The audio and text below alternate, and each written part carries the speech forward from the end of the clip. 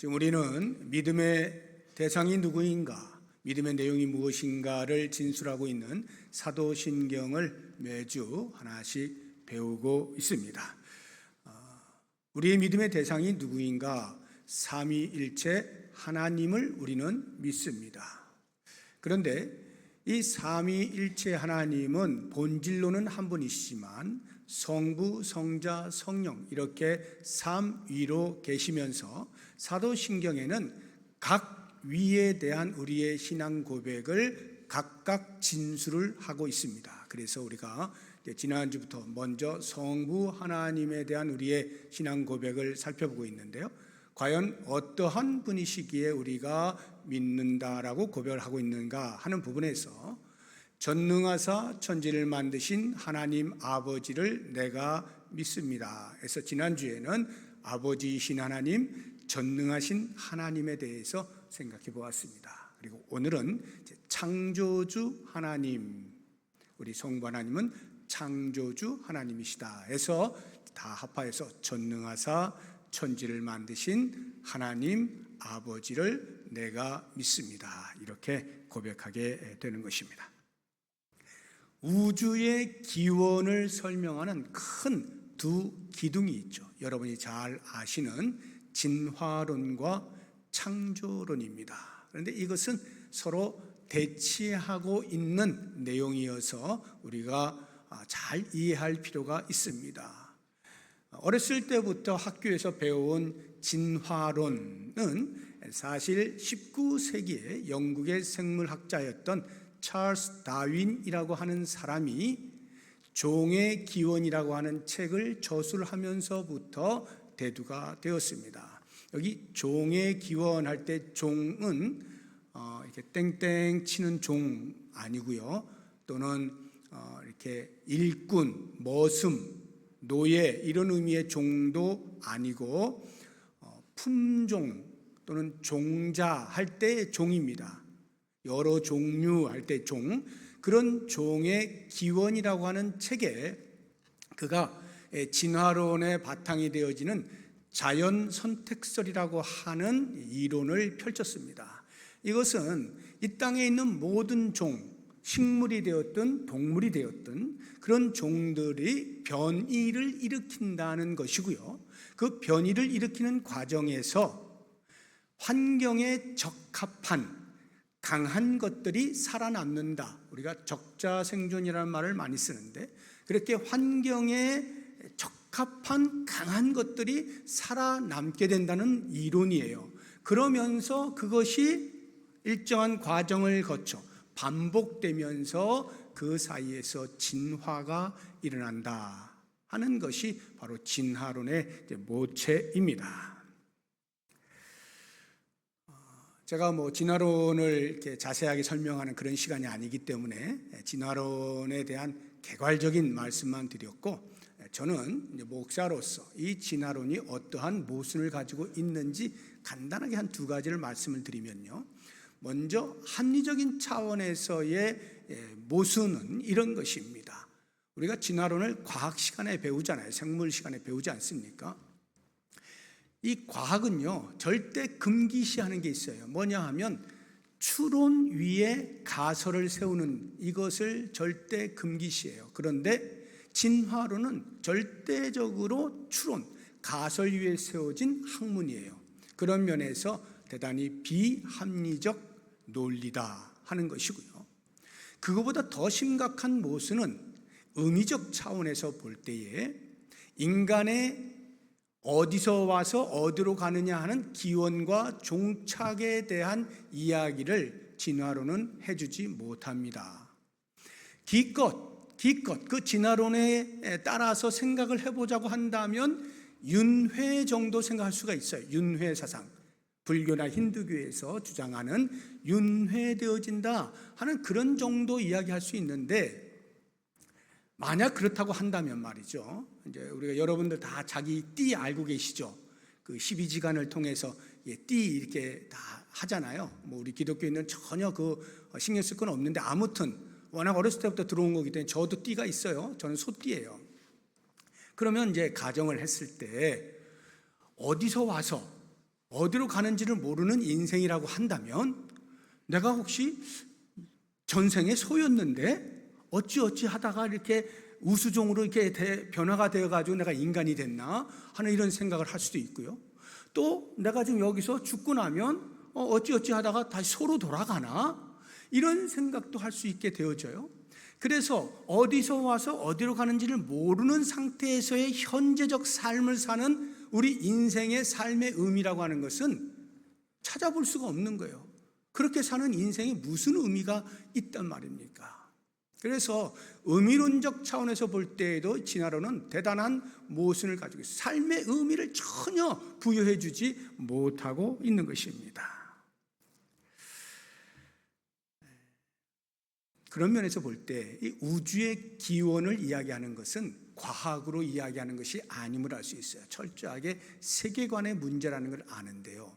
진화론이요, 세계관의 문제인 거예요. 과학으로 뭘 증명하고 하는 이야기가 아닌 겁니다. 하나님을 떠난 인간이 어디서부터 와서 어디로 가는지를 모르다 보니까 알고는 쉽고, 그래서 스스로 열심히 자기의 기원을 찾고 찾는 그러한 서글픈 애쓰는 노력의 산물이 진화론인 거예요.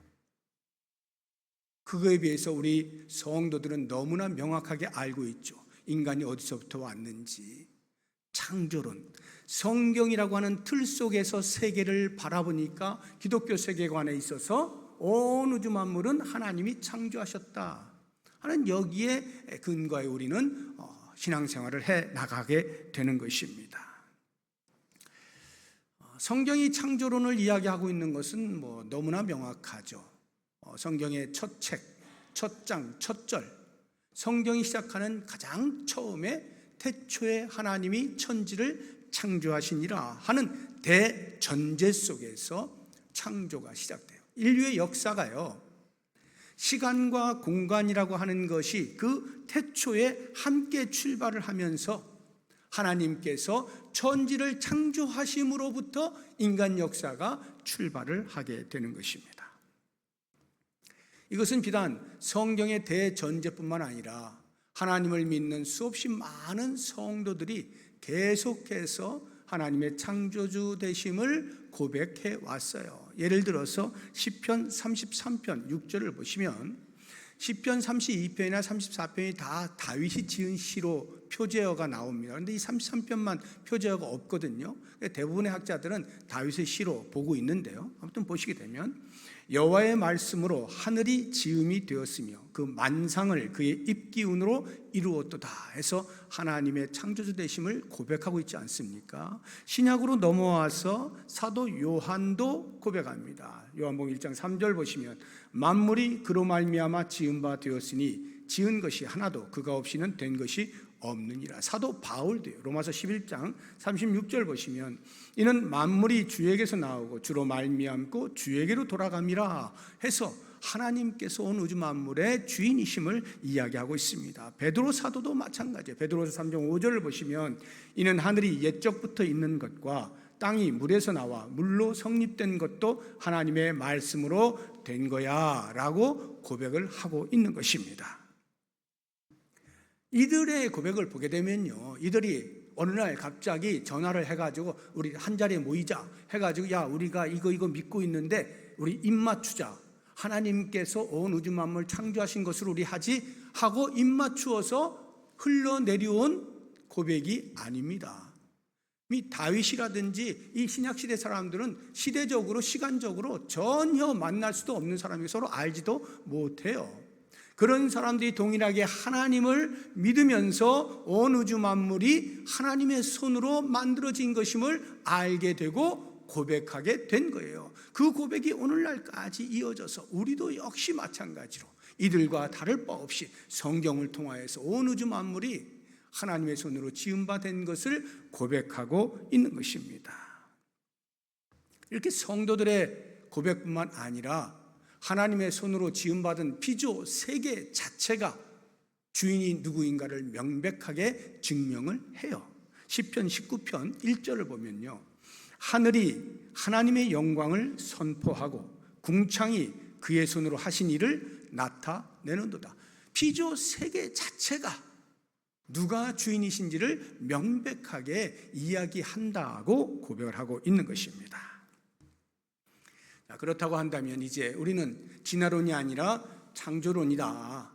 온 우주 만물은 저절로 어떻게 하다 보니까 자연히 이렇게 해서 우수종들이 남다가 여기까지 왔다. 이게 아니고 누군가가 만드셨다.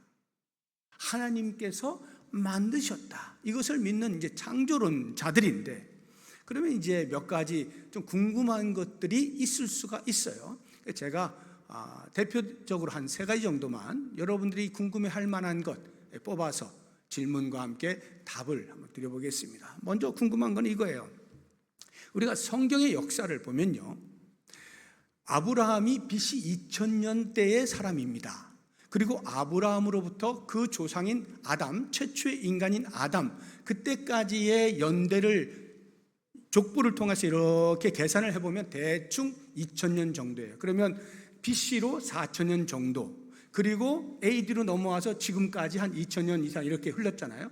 합해봐야 6000년 정도밖에 안 돼요. 인류의 역사가 하나님이 창조하시고 6000년 정도밖에 안 되는 거예요. 그런데 여러분들은 뭐 학교에서 공부하실 때도 그렇고 뭐 어떤 뉴스를 통해서 그렇고 많은 이야기를 듣잖아요. 화석 발견했습니다 라고 하면은 보통 몇 년짜리예요? 뭐 몇십억 년 전 뭐 이렇게 이야기하지 않습니까?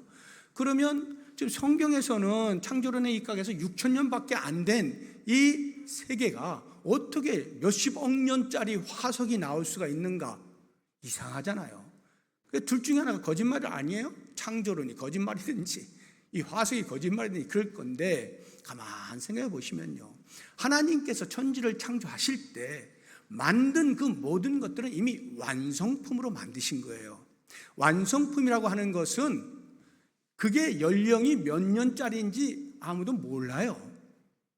예를 들어 하나님께서 산을 만드셨다. 그 산에 뭐 나무들을 이렇게 만드셨다 하면 그 나무가 완성된 나무를 심은 거거든요. 그렇게 만들어진 거예요. 그러면 그게 몇 년짜리인지 계산하는 것 자체가 의미가 없다는 말입니다. 그래서 화석이 몇백억 년이 됐니 뭐 신경 쓰실 필요가 없는 거예요. 이미 완성된 세계를 만드신 그 작품 속에 그게 다 들어있는 것이죠. 그런 면에서 인류 역사가 6000년이다 라고 하는 것에 대해서 전혀 이상하게 생각하실 필요가 없는 것입니다. 두 번째 궁금한 것은, 너무 싸우지 말고, 창조론과 진화론 너무 싸우지 말고 어떻게 좀 적당히 타협해서 절충할 수 있는 거 없을까? 이런 생각 들 수 있잖아요. 워낙이 학교에서는 전부 다 진화론 배우고 있는데 유독 교회에서만 창조론 이야기를 하니까 우리의 자녀들이 얼마나 헷갈려요. 여러분들도 헷갈리면서 지금 지내온 거 아니에요. 이거 어떻게 해결하지? 좀 절충할 수 있는 방법이 없을까? 중간지대 없을까? 그렇게 고민하다가 여러 학자들이 이러한 이론들을 내놓았습니다. 2가지인데요. 하나는 유신론적 진화론이라고 하는 말을 하기 시작했어요. 유신론적 진화론. 유신, 신이 있다 이 말이에요. 그러니까 진화론에는 신이 없잖아요. 그냥 자연이 생긴 거거든요. 그런데 하도 창조론이 이게 틀린 말 같지가 않은 거예요. 왜냐하면 그냥 저절로 된다는 게 이게 좀 오히려 이상하잖아요. 그러니까 그래, 신은 있다 인정을 해주는 거예요. 진화론 쪽에서 신은 있다 인정을 해주고, 대신 너희들도 우리 진화론 좀 인정해줘 해서 신은 있는데 그 신이 창조한 방법이 진화론적이다, 이렇게 설명하는 거예요. 이게 유신론적 진화론이에요. 하나님께서 천지를 창조하시는데 어떤 식으로? 진화하는 방식으로 그렇게 창조하셨다라고 말하는 거죠. 우리 성경의 창조론하고는 전혀 안 맞는 이야기입니다. 굉장히 비슷해 보이지만 전혀 아니에요. 2번째, 좀 타협점을 찾는 것이 창조론적 진화론이라는 말이 있어요. 이 창조론적 진화론은 뭐냐 하면, 신이 있다, 그래서 그 신이 창조하셨다, 여기까지 이제 인정하는 거예요. 상당히 온 거죠. 그러나 창조하신 후에 신이 그 다음부터는 방치하셨다. 그래서 이 방치되어진 자연세계가 진화에 따라서 여기까지 오게 된 것이다 라고 이야기하는 겁니다. 이게 창조론적 진화론이에요. 이것도 역시 마찬가지로 성경이 말하는 창조론과는 전혀 다른 이야기입니다.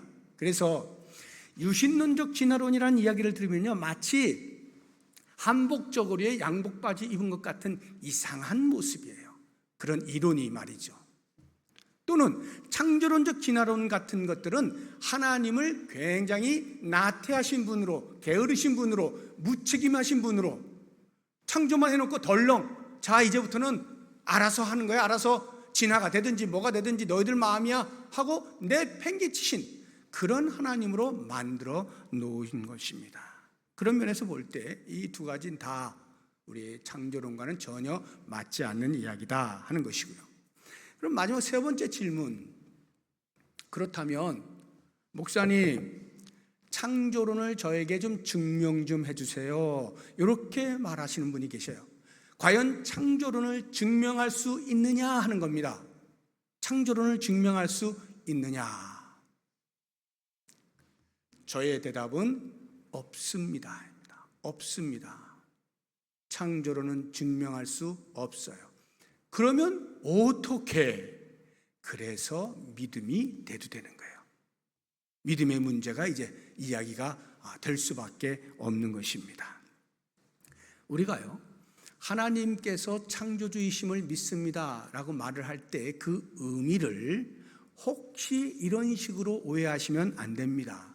우리는 기독교인들이니까 기독교는 그렇게 믿기로 약속했어, 우리는 그 약속대로 그냥 믿는 거야 라는 식이라든가, 또는 사실이든 아니든 그냥 우리는 교회를 다니고 있으니까, 기독교인이니까 신앙 고백적 차원에서 그렇게 말하는 거야 라든가, 이러든 저러든 나하고는 크게 상관이 없어.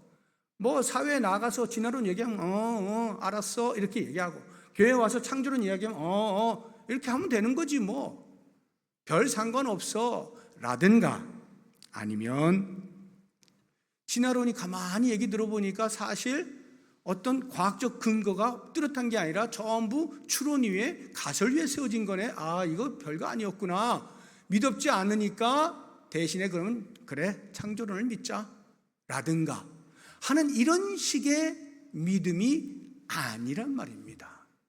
근데 왜 우리가 그런 오해를 하기가 쉬우냐 하면, 믿음이라는 용어를 쓸 때에 우리의 보편적 사고 때문에 그래요. 우리의 보편적 사고는요, 믿음을 사실을 두고 믿는다라는 말을 거의 안 씁니다. 예를 들어서 초청장을 만들었잖아요. 그럼 이거 누가 만들었겠어요? 누군가 만들었겠죠. 우리 노시영 목사님이 만들었어요. 모르는 사람이 있습니까? 누가 만든지 모르는 사람은 있을지 몰라도 누군가가 만들었다는 건 분명히 다 아시죠.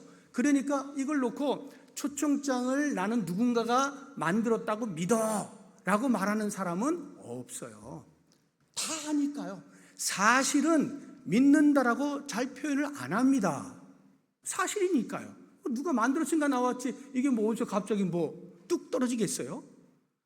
다 아는 사실이기 때문에 이거 누가 만들었다고 나는 믿어 이렇게 잘 말 안 한단 말이죠. 그런데 증명이 잘 안 되는 거, 예를 들어서 어떤 범죄 사건이 있는데 딱 보니까 저 사람이 범인 같아. 야, 저 사람 범인 같은데, 근데 증거가 없어요. 근데 마음으로, 심증적으로 분명히 저 사람 같아. 그럼 뭐라고 이야기합니까? 나는 저 사람이 범인일 것 같아. 나는 저 사람이 범인이라고 믿어. 이렇게 이야기한단 말입니다. 그러니까 믿는다라는 말을 쓸 때는 사실 여부가 드러나지 않은, 증명되지 않은 상태이지만 나의 의지로, 나의 신념으로 받아들일 때 우리는 보통 믿는다라는 말을 쓴단 말이죠. 이런 보편적 사고 때문에 하나님이 창조주이심을 믿습니다라고 하는 이 고백도, 하나님이 정말 온 우주 만물을 창조하셨는지 안 하셨는지 난 모르지만 내가 교회 다니니까, 내가 기독교인이니까, 성경에서 말한다고 하니까 그냥 그래 나는 그냥 받아들이기로 했어 하는 이런 믿음으로 오해하시면 안 된다는 말이에요. 그러면 궁금한 것은 왜 하나님께서 그렇게 사람들이 오해할 만하게 왜 믿음으로 창조 사실을 수납하게 만드셨냐는 말이에요. 실제로 하나님께서 믿음으로 우리를 수납하게 하셨죠. 이 세계를. 한번 보면요. 히브리서 11장 3절 보시면 믿음으로 모든 세계가 하나님의 말씀으로 지어진 줄 우리가 안다. 이렇게 말하잖아요. 온 세계가 하나님의 말씀으로 지어진 것을 뭘로 받아들인다고요? 믿음으로 받아들인다고. 왜 하나님이 이렇게 표현하셨냔 말이지. 만약에 하나님이 온 세계를 창조하실 때 어떻게 내가 만들어야지 하고 계획을 하시고 설계를 하실 거 아니에요. 그 설계 도면을 만약에 보관을 해 두신다거나 아니면 이 설계 도면에 따른 설명서를 첨가해 둔다거나 이렇게 해서 자 얘들아 봐라 내가 이렇게 온 우주 만물을 창조했다 한 보렴 하고 설계 도면과 설명서를 다 보여주면 누가 안 믿을 거예요? 그걸 보고 다 믿을 거 아니에요. 그런데 왜 하나님이 그렇게 안 하셨냐는 말이죠. 왜? 만약에 그렇게 하신다고 가정하면요, 그 설계 도면과 설명서 이 지구 어디에도 다 쌓아둘 수 없을 만큼 분량이 어마어마합니다. 만약에 태양을 만드실 때 하나님께서 자 내가 태양은 이런 식으로 이렇게 해서 이런 과정을 통해서 설계해가지고 내가 만들었다 하고 그 설계 도면과 설명서를 만약에 남겨놓으셨다고 가정해 보세요. 여러분이 보시면 알 수 있습니까? 저는 죽었다 깨나도 모를 거라고 생각이 들어요. 물론 제가 머리가 좀 나빠서 그렇긴 하지만 아무리 뛰어난 머리를 가진 사람도 태양을 어떻게 하나님이 설계해서 만드셨는지를 도면을 그려놓고 그거를 설명을 해가지고 우리에게 보여준다 한들 과연 우리가 그것을 깨달을 수 있겠냐 이 말이에요. 불가한 이야기입니다. 이와 같은 일들이 우주 만물에 쌓여 있는데 그걸 다 도면을 그려서 설명을 하는 것도 말이 안 되지만 그걸 우리가 보고 이해하는 것도 불가능하다 이 말이에요. 만약에 반대로 생각해서 우리의 인간 이성이 보고 하나님이 이렇게 창조하셨구나 하고 깨달을 수 있을 정도의 범위로 창조 행위를 하셨다면 오늘날 우리가 보는 만물, 우주 만물 결코 만날 수 없어요. 우리 인간의 이성이 그 정도로 뛰어나지 않습니다. 그걸 아시는 하나님께서는 이미 그런 방식으로 증명해서 하나님이 온 우주 만물을 창조하셨음을 증명해낼 일이 불가능하다는 것을 아시는 하나님께서 다른 방법이 뭐가 있을까 찾으시다가 태초에 하나님이 천지를 창조하시니라 선포하시는 것으로 끝내신 거예요. 그래서 창세기 1장, 2장 고작 2장으로 온 우주 만물 창조한 게 다 끝나버렸어요. 기사가. 이거 뭐 이렇게 황당하지가 아니라 우리의 무지한 인간을 배려하시는 하나님의 속 깊은 행동이었다는 것을 알아야 하는 겁니다. 그래서 온 우주 만물의 창조 사건은 철저하게 믿음으로 수납이 가능하다 하는 거죠. 이 정도 하나님의 창조되심을 보고 이제 이 하나님의 창조 행위 가운데 절정, 모든 우주 만물을 창조하셨지만 그 가운데도 절정이 있어요. 하이라이트가 있어요. 그게 뭐예요? 우리 인간 만드신 거잖아요. 인간을 창조하신 것이 지금 절정이거든요. 이 인간을 만드신 것은 다른 피조세계와는 많이 다릅니다. 어떻게 다르냐? 우리 인간은 이렇게 표현을 해놓았어요. 하나님의 형상대로, 영어로 하면 image of God, 하나님의 이미지, 하나님의 형상대로 우리를 지어요. 다른 어떤 동식물 하나님의 형상대로 만드시지 않았어요. 그냥 말씀으로 다 지으셨어요. 그런데 우리 인간은요, 말씀에 당신의 행위가 들어가잖아요.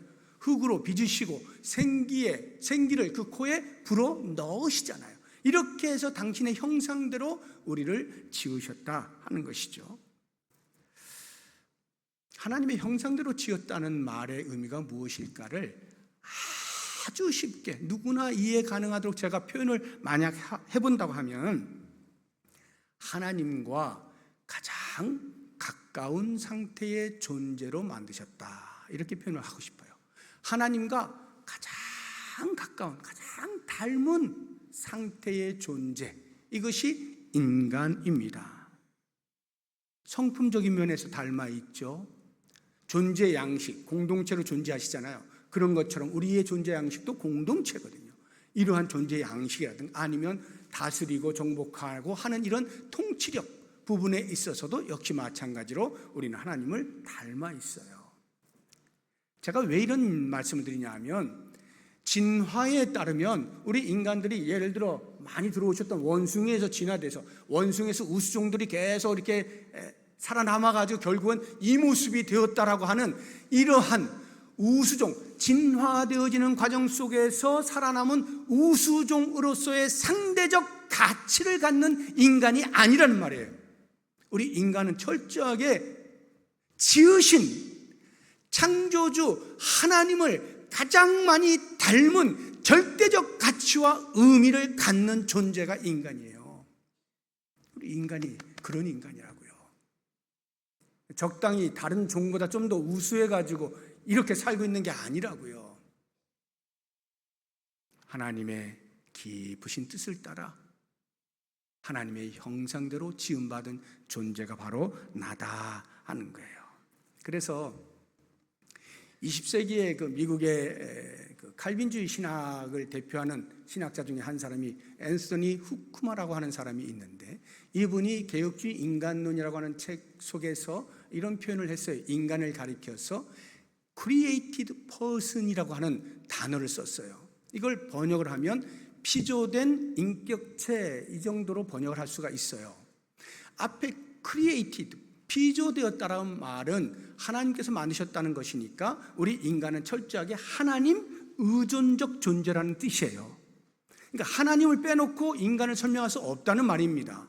그러면서도 created person, 인격체, 이거 무슨 말이냐 하면 인간에게 도덕적 책임감을 부여한 그러한 존재라는 거예요. 로봇처럼 인간이 로봇을 만들어서 자기가 원하는 대로 막 움직이게 하는 그런 존재가 아니라 독립된 자유의지를 부여해 주셔서 스스로 책임감 있게 움직일 수 있는 능력을 갖춘 그러한 존재, 그게 person이에요. 그게 created person, 피조된 인격체, 너무나 명확하게 잘 표현해 놓았어요. 그래서 이 표현에 따르면 우리는 하나님과 인격적 관계를 갖게 돼요. 그래서 하나님께서 우리 인간을 만드실 때 그러한 인격적 관계를 원하시는 하나님의 깊은 의도 속에 우리를 만드셨다 하는 의미고요. 또 다른 하나는 그런 인격체라고 하는 것을 통하여서 인간이 자발적으로 주인이신 하나님을 섬기고 경배할 수 있도록 하신 하나님의 깊은 섭리 속에 우리 인간이 만들어졌다 하는 이런 의미를 갖게 되는 것입니다. 자, 그래서 이렇게 하나님의 깊으신 뜻을 따라서 하나님의 형상을 따라 지음받은 인간으로서 하나님 나의 창조주시여 라고 고백을 할 때 과연 그 고백을 하는 사람들, 성도들은 어떻게 살아야 되느냐, 어떠한 삶의 태도를 가져야 할 것이냐, 이 부분에 제가 몇 가지 말씀드리고 말씀을 마치도록 하게요. 과연 하나님을 창조주로 고백하는 성도들은 어떠한 삶의 태도를 가져야 할까? 세 가지 인식을 뚜렷하게 하면 할수록 바른 태도를 갖게 되어지는데, 그 첫 번째 인식이 나는 어디로부터 왔는가 하는 이 인식입니다. 나의 출처, 나는 어디로부터 왔는가를 뚜렷하게 인식하면 인식할수록 삶의 태도가 선명해집니다. 어떻게 해요? 내 주인이 누구인지에 대한 인식이 뚜렷해지는 거죠. 나의 주인에 대한 인식이 생겨나는 거예요. 마태복음 6장에 보게 되면 한 사람이 두 주인을 섬기지 못할 것이니 혹 이를 미워하고 저를 사랑하거나 혹 이를 중히 여기고 저를 경히 여김이라. 너희가 하나님과 재물을 겸하여 섬기지 못하느니라 해서 하나님이 우리의 창조주시여 주인이시다는 것을 분명히 이야기하죠. 그래서 재물이 되었든 아니면 또 다른 우상이 되었든 무엇이 되었든 하나님보다 더 사랑하는, 하나님을 제치고 주인으로 삼을 만큼 사랑하며 사는 그런 대상이 없도록 오직 나를 만드신 여호와 하나님만을 섬기도록 일편단심의 삶의 태도를 갖게 되는 거예요. 그러면서 나를 만드신 분 앞에서 감히 인간이 교만하지 않는 겸손의 태도를 보이면서 살게 되는 것이죠. 그래서 내가라고 하는 이러한 것들을 내려놓고 나를 지으신 하나님, 나를 만드신 하나님, 나의 창조주 여호와 하나님, 여호와 하나님의 이름에 합당한 영광을 돌리게 되어지고 하나님께 돌아갈 영광을 내가 가로채지 않는 겸손한 삶을 살게 되는 거예요. 나는 어디로부터 왔는가, 이 인식을 분명히 하면서 일편단심으로 여호와 하나님만, 겸손함으로 여호와 하나님을 잘 섬기는 삶의 태도를 갖게 되는 것이죠. 두 번째 인식은요, 나는 지금 어디에 있느냐 하는 것입니다. 나는 지금 어디에 있는가. 내가 어디로부터 왔느냐라고 하는 것은 과거에 대한 인식입니다. 이제 현재적 인식을 하는 거예요. 그래서 내가 하나님께로부터 왔는데 이 땅을 사는 이 어디에 있느냐라고 하는 이 부분에 대한 인식을 분명히 하게 되어지면 우리의 삶의 태도가 결정돼요. 어떻게? 성실과 충성으로 결정이 되죠. 왜요? 하나님께서 맡기신 것이 있거든요.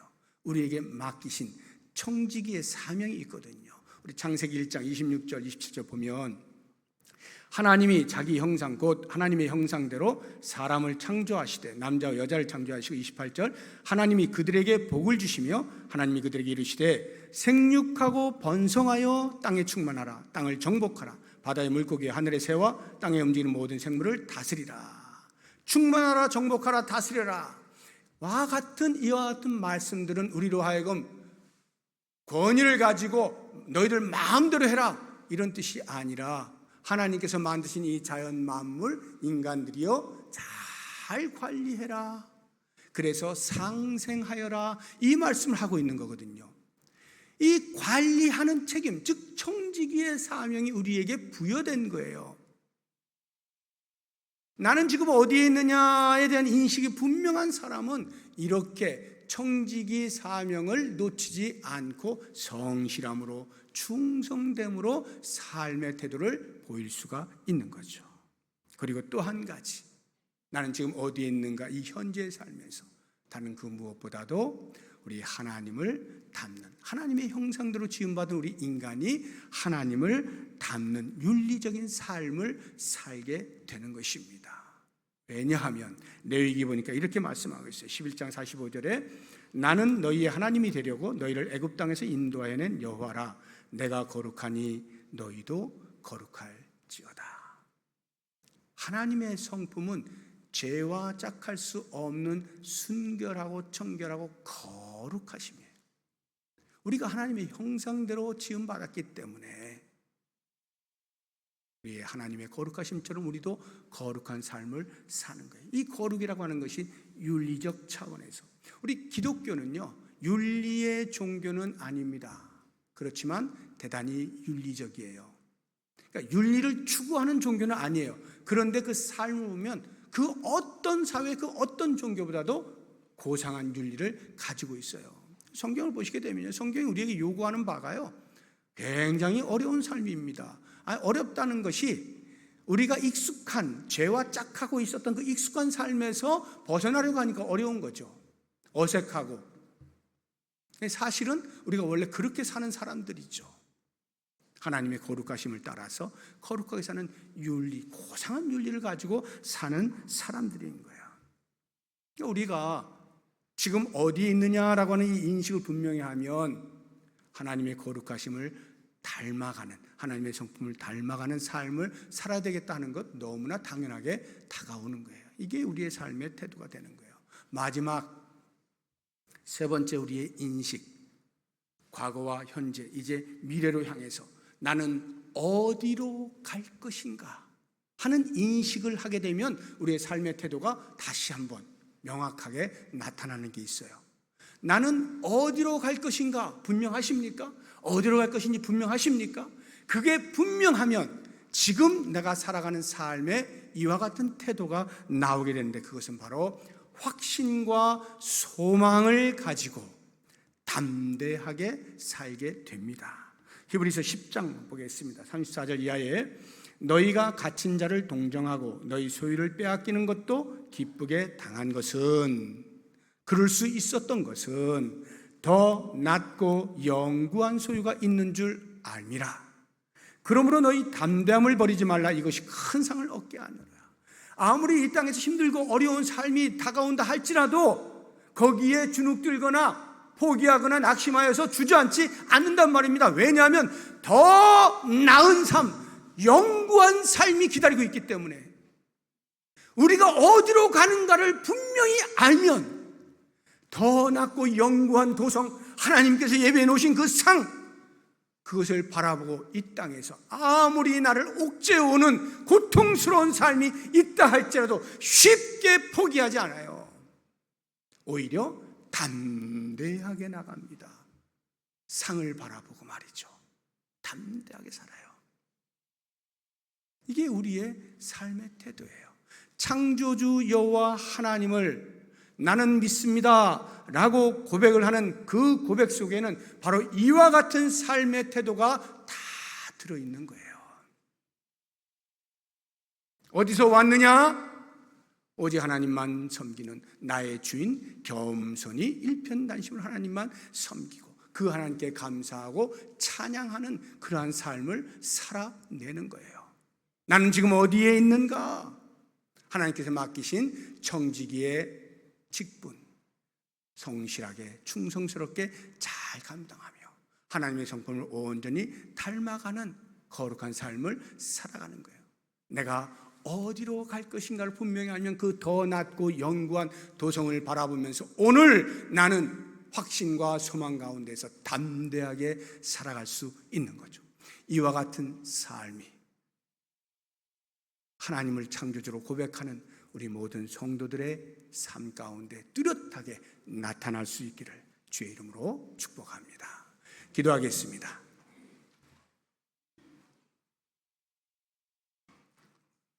하나님 아버지,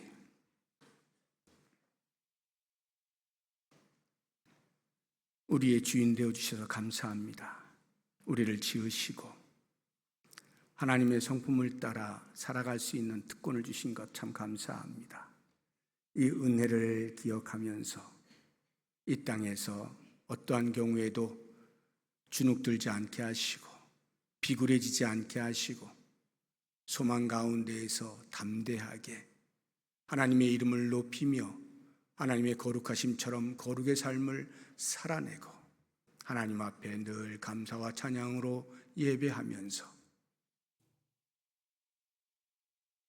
하나님의 자녀의 권세를 누릴 수 있는 귀한 삶을 살게 하시고 이것이 곧 우리에게 주어진 성공적인 삶인 것을 깨닫고 날마다 승리하는 우리 모두가 되게 하여 주옵소서. 예수님의 이름으로 기도드립니다. 아멘.